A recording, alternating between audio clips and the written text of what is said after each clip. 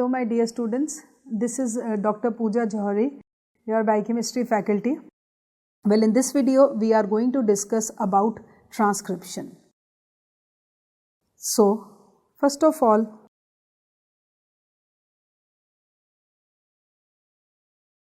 what is this transcription? Where it occurs? How it occurs? What is the significance of this?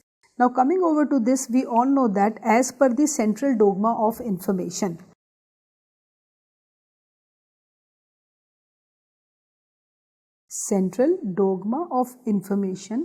we always say that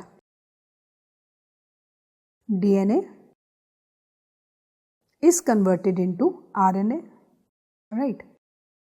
And RNA is going to translate the information in the form of proteins, right? And this DNA can also form DNA. Now the question is, the formation of DNA from DNA or the formation of daughter DNA from parent DNA is known as replication.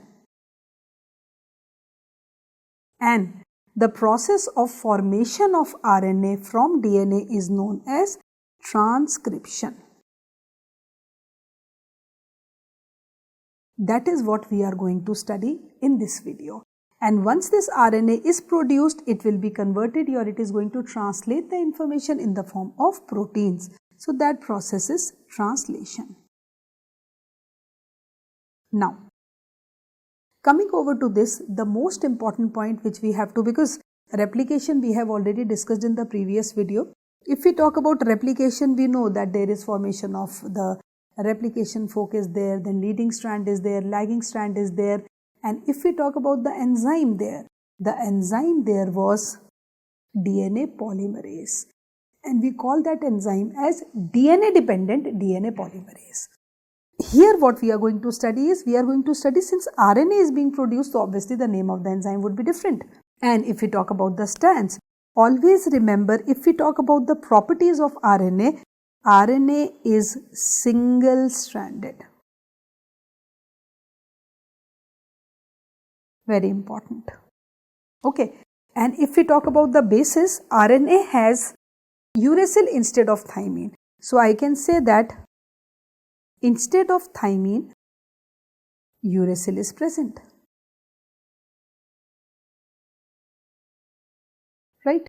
So these are the two important points about this. Now, coming over to this, just say in DNA also, we have to select the origin of replication. Same is the case here. In RNA, where the process has to start, we have to select that origin of transcription. Right? So if we talk about the steps here, the first step is the selection of origin of transcription. Now, the question is, say, because DNA is like this. So, which enzyme is responsible for the selection of origin of transcription? This is also very important. So, here the enzyme required is RNA polymerase. Why? Because DNA synthesis में DNA polymerase is required. Here RNA polymerase is required. So we can say the main enzyme here is RNA polymerase. Now one thing which we have to remember about RNA polymerase is that it is different in prokaryotes and it will be different in eukaryotes. So suppose if I talk about prokaryotes, they have a more complex structure in prokaryotes than eukaryotes, right? So if we talk about the prokaryotes, always remember that it has alpha, alpha dash, beta, beta dash and sigma subunits. So it has basically 5 subunits here, right? So what happens here is, it is having a complex of 5 subunits. On the other hand, eukaryotes have RNA polymerase 1, or we call it as RNA poly 1, RNA poly 2, RNA poly 3. Unlike in replication में the scenario was different. In replication, prokaryotic DNA was DNA poly 1, 2, 3, and in eukaryotes it was alpha, beta, gamma, delta, epsilon. Here it is reverse. RNA polymerase here is alpha, alpha dash, beta, beta dash, sigma, and eukaryotes have this. Now, this RNA polymerase is going to seek the sequences, and the sequences from where this transcription has to start, they are known as promoter sequences. The most important point, so selection of promoter sequences is the most important one. Selection of promoter sequences. Promoter means which can promote the process, and the most important again thing here is they are rich in TATA box. TATA box. Very important. And we can call them as 𝗵𝗵𝗺 box in prokaryotes and Hogness box in eukaryotes. So, these TATA box या promoter sequences in prokaryotes are known as 𝗵𝗵𝗺 sequences,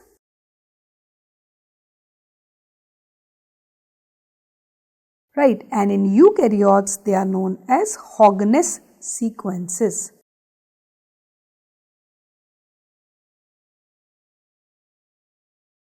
Very important. Right. So, first of all, we are going to select the origin of transcription from where transcription has to start. Now, the question is from where transcription has to start? There has to be a set of sequences there. Those set of sequences are known as promoter sequences, which are rich in TATA box. In prokaryotes, they are known as 𝗵𝗵𝗺 sequences, and in eukaryotes, they are known as Hogness sequences. Okay. So, coming over to this, once the promoter sequences are selected, we can say what is the difference between prokaryotic and eukaryotic RNA polymerase. Okay, so this is the structure of prokaryotic RNA polymerase as you can see here. Okay, prokaryotic alpha, alpha dash, beta, beta dash, omega or sigma. This is the sigma subunit. Now the question is, this sigma factor in prokaryotes recognizes the promoter sequences, recognizes the promoter sequences. Very important. So I can say that the sigma factor here is recognizing the promoter sequences. Right, and the enzyme subunit without this is known as core polymerase. Then we can say core polymerase. And if we talk about eukaryotic DNA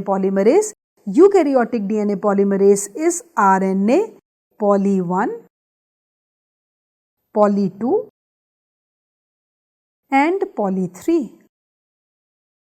And poly 1 is responsible for the synthesis of ribosomal RNA. Poly 2 is required for the synthesis of messenger RNA and 3 is required for the synthesis of tRNA. So, I can say other type of RNAs are also produced, but in general we will focus on these. RNA polymerase 1 forms rRNA, polymerase 2 forms mRNA, polymerase 3 forms tRNA. Okay. Now, coming over to this, once the promoter sequences are recognized, it is going to form a transcription bubble. This is also very important, like this.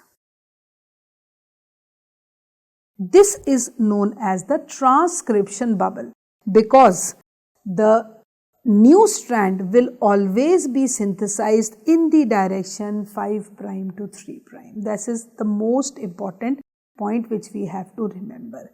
New strand will always be synthesized in the direction 5 prime to 3 prime. We know DNA is double stranded. So if we talk about this strand, so say this strand is running in the direction 3 prime to 5 prime.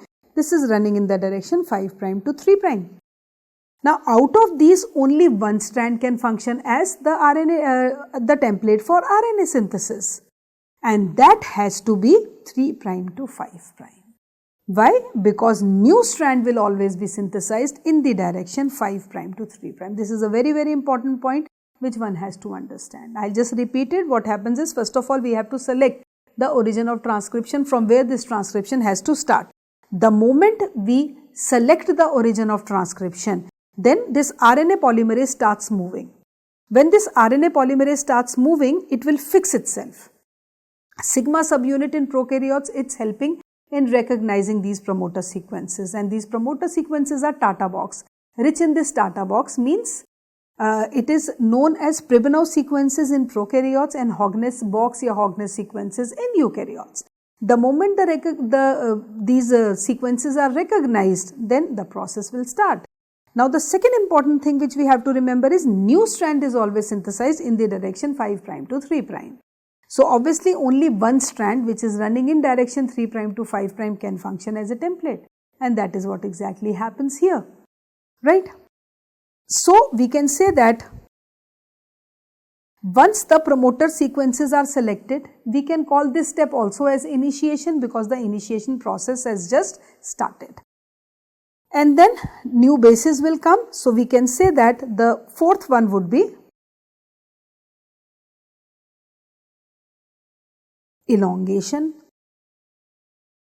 Now this elongation will require elongation factors with it. So elongation factors are there, TU is there, TS is there, so many factors are there. So elongation will occur, and the last step would be termination. Now see, if we talk about termination, one thing we have to keep in mind that how this termination will occur. Right. So this termination is actually of two types. One is row dependent termination and the other is row independent termination. Row dependent and row independent. Right. Now see how this will occur. So always keep one thing in mind कि सबसे पहले elongation होगा, और I would say what happens here is, say this is a DNA sequence A T G C A T G A T G. Okay, this is running in the direction 5 prime to 3 prime, right? The complementary DNA strand to it is running in the direction 3 prime to 5 prime. So obviously adenine always pairs up with thymine. Thymine, adenine, guanine, cytosine, everything will be the same. Cytosine, guanine, adenine, thymine, adenine, C, T, T, A, C. This is DNA strand. Now see, I told you that RNA is synthesized from that strand which is running in the direction 3 prime to 5 prime, just because of one reason, that RNA या new strand will always be synthesized in the direction 5 prime to 3 prime. You have to keep this thing in mind, be it DNA, be it RNA. So that means RNA will be synthesized from this strand. So this is known as a template strand. If this is a template, the other has to be non-template. So this is non-template. Right. Now see, this is new RNA. So it will be 5 prime to 3 prime first of all. Now see, thymine always pairs up with adenine. So it's like adenine. Adenine base pairs with thymine, but RNA, thymine is absent, so it will be U. C, G, G, C, thymine, adenine, uracil, G, A, U, G. Now if you compare this strand with the topmost strand, you will see that they are similar. The only difference is that instead of thymine, uracil is present. And that is what exactly happens. So since the 5' to 3' non-template of DNA is resembling RNA in sequences except uracil, this is known as a coding strand. So this becomes a coding strand and this becomes a non-coding strand. Right? So this is how the elongation will occur. First, we have to select the origin. Once the promoter sequences are selected, then the process will start with the help of this RNA polymerase, right? And elongation will be done. Now the question is, once the entire sequence, once the desired RNA is produced, then it has to undergo termination, right? So termination is row dependent and row independent. Now what is the difference between row dependent and row independent? See, this is now the transcription bubble, right? This is the new RNA strand. Say suppose if this is running in the direction 5' to 3', this is running in the direction 3' to 5', which is going to make RNA 5' to 3'. So it will be this. So I can say that this is how this RNA will be produced like this. Now here the most important point which we have to remember is that no primer is required. This is the basic difference between transcription and replication, that no primer is required for its synthesis. Right. Now, row dependent means row is a protein which will wind itself here like this. And this row will try to strip off RNA from the vicinity of this transcription bubble. And it will come out in the form of like this. Right. So this is row dependent. Row, which is a protein which tries to strip off. This row tries to strip off this messenger RNA from the vicinity like this, and it forms a hairpin like structure, hairpin or cruciform type of structure. This is very important, right? So this one has to remember that row and row independent is once the desired RNA is produced, it will be stripped off. So this is what is transcription. Okay, synthesis of RNA from DNA, and the sequences which are required are mainly the promoter sequences, which are, you can say, different in prokaryotes, different in eukaryotes, right? And the most important point which we have to remember here is about the RNA polymerase enzyme. RNA polymerase has 5 subunits. Sigma subunit has only one function to perform, that is just to identify the promoter sequences. Once the promoter sequences are identified, rest is taken over by other subunits. Jaise enzyme assembly is there, catalytic activity is there, that is performed by other subunits. And once the desired RNA is produced, it is stripped off. Alright, so this is all about this. And then another important point here is what are the inhibitors of transcription. This is also very, very important. Okay, so let's just see what are the different inhibitors of transcription. Now, rifampicin, these are all the antibiotics, and in what step they are inhibiting. So rifampicin ka function is that it binds to the beta subunit of prokaryotic RNA polymerase and it blocks the initiation step. This is very, very important. So rifampicin, which is given, which is suggestive in tuberculosis, it is blocking initiation step of RNA polymerase. Kahan pe? Beta subunit, right? Beta subunit which is present in obviously prokaryotes. Then comes actinomycin D. Actinomycin D is anti-cancerous drug and it prevents RNA polymerase movement and it again blocks the elongation. So it is basically an inhibitor of elongation factors, and this actinomycin D is in both prokaryotes as well as eukaryotes, and it is also known as it is used for the treatment of cancer. Third is streptodigin. This streptodigin inhibits RNA chain elongation by blocking RNA polymerase. But as such, if we talk about the function of this, clinically it is not used, but it is just used for research purpose. Then alpha-amanitin. Alpha-amanitin is very, very important. Alpha-amanitin inhibits RNA polymerase 2. And from where it comes? It originates from poisonous mushroom, which is, you can say, Amanita phylloides. So, Amanita phylloides is the name of that mushroom. So, in that, this alpha-amanitin is present and it will block RNA polymerase 2. Then comes cordycepin. Cordycepin it is again not very much into clinical practices, but yes, it is used for research or experimental purposes. Right, acridine dyes क्या करते हैं? Acridine dyes, they actually help in distortion of DNA helix.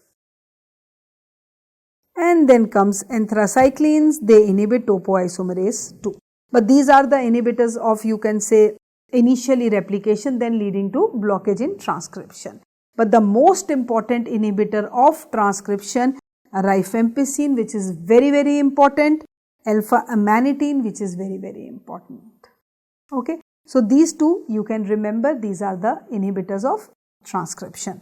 Then this is mushroom poisoning, again nothing but you can say that alpha-amanitin present in Amanita phylloides.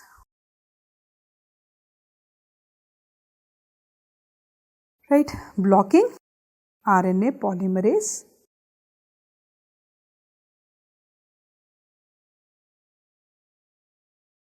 Okay, so then if we talk about stages may just you have to remember one thing, coding or non-template. Right, and non-coding is for template. Why? Because the reason is that only the, I would say, new strand will be synthesized in the direction 5' to 3'. Just to maintain the complementarity, one has to act as a template. So, the one which is acting as a template will be a non-coding one, the one which is not acting as a template will be a coding one, because the sequence will be same. And these are the 3 steps: initiation,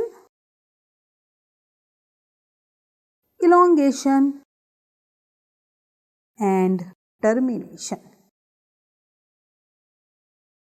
Right. So, we can say that this is how this DNA is forming RNA. Now the question is, the RNA so produced by this, it is very heavy. So, we call this RNA as either hnRNA, which is known as heterogenetic RNA, or it is known as heavy nuclear RNA. Now, why it is heterogenetic? Because it has 2 sequences with it. It is having 2 sequences. One is known as introns and the other set of sequences is known as exons. And what is the main difference? Introns, we call them as intervening sequences, and exons are the main ones, the coding sequences, or you can say intervening or the non-coding ones. Right.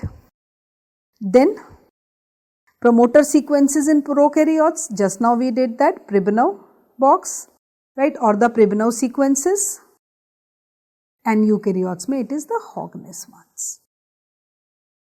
Now the question is, the RNA so produced, it is heterogenetic in nature, means it is having 2 type of sequences. introns and the exons. Here I have written exons are the coding sequences, but introns are the intervening sequences. So that means these intervening sequences needs to be removed because there is no point. When they are not coding for anything, these need to be removed ASAP.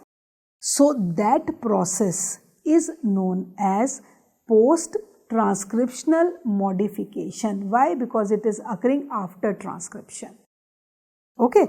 So then comes this post-transcriptional modification, which can be defined as simply you can say that conversion of hnRNA into mRNA. Because there is no point wasting time in coding for non-coding sequences, right? So conversion of hnRNA to mRNA, or we can also call it as the process of removal of introns. So it is the process of removal of introns, and that is why it is also known as splicing or slicing. We slice the introns so that RNA, because it has now to undergo translation, so it will be easier to read the sequences. So this is very important. Post-transcriptional modification is conversion of hnRNA to mRNA, and why it is done? Just to basically remove the introns which are just the non-coding sequences which are not coding for anything. Okay. Then how this transcription, post-transcriptional modification is attained? So there are only 3 steps, very easy. The 3 steps of this are, I'll show you the picture also. First is poly G capping, right? Second is poly A tailing. Means what we are doing is we are just taking that hnRNA, we are just blocking it from both the sides. Why? Just to protect them from the attack of other nucleases. So poly G capping is done at the 5' end and poly A tailing is done at the 3' end. Why it is done? To protect from other nucleases. This attack. And then the third step is cut is done or splicing is done. Right. So these are the 3 main steps: poly G capping, poly A tailing, just to protect them from the attack of other nucleases, and then easily splicing can be done. Okay. So this is how it goes on. As you can see here, these are the introns, right, which are the intervening sequences. Now you see, first of all 5' cap is put, 3' cap is put, yani ki we are just protecting it from the attack of other enzymes, other nucleases. Then you see removal of introns by splicing. What happens is, if I have to represent it like this, suppose 5', 3', G, G, G, C, C, C, A, A, A. Okay. So I can say that these are the exons and in between these are the introns, like this. So what will happen? These introns are going to form a spliceosome like this, and what we get is, we get this type of RNA which is having only the exons, like this, and this will be released in the form of, these are what? These are the spliceosomes, right. So this is how transcription is occurring. You have to just differentiate between the 2 processes. First is, replication mein kya hai? Replication mein, if we have to differentiate between them, so let's quickly see what is the basic difference between transcription and replication. So,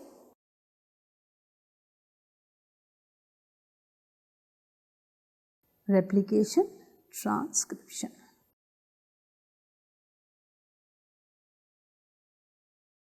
Right. Replication is simply formation of DNA from DNA. Transcription is formation of RNA from DNA. So, if we talk about the enzyme here, replication mein the enzyme is DNA dependent, DNA polymerase, because we are synthesizing DNA.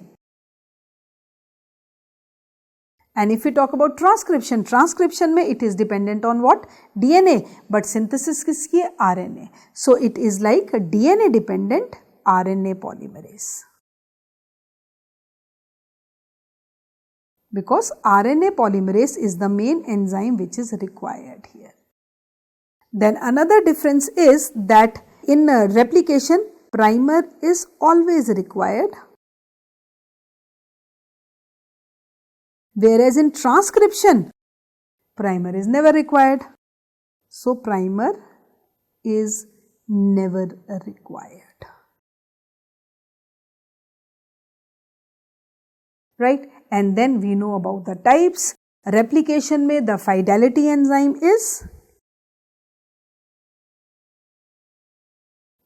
DNA polymerase, and here the fidelity enzyme is RNA polymerase, which is obviously RNA poly 1, 2, 3 in eukaryotes and alpha, alpha dash, beta, beta dash and sigma in prokaryotes, whereas DNA polymerase is 1, 2, 3 in prokaryotes and alpha, beta, gamma, delta, epsilon in eukaryotes. Right. So, this is simply we can say formation of RNA, but after the discovery of retroviruses, or you can say AIDS virus, there is formation of DNA because it is replicating inside the human beings and we have DNA. So, that RNA has to be converted into DNA. So, for that reverse transcription is there. So, if we talk about this DNA to RNA, this process we have studied here, but now it will be RNA to DNA. And this process is known as reverse transcription. And the DNA so produced from RNA will be known as cDNA. DNA is known as cDNA or complementary DNA. And if we talk about here the enzyme here is RNA dependent. This is very important to understand. RNA dependent DNA polymerase.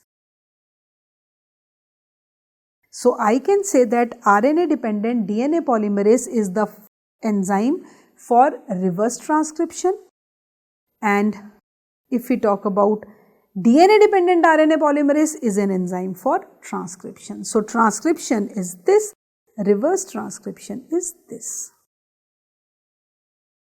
Or we can say this is how we are synthesizing RNA from DNA.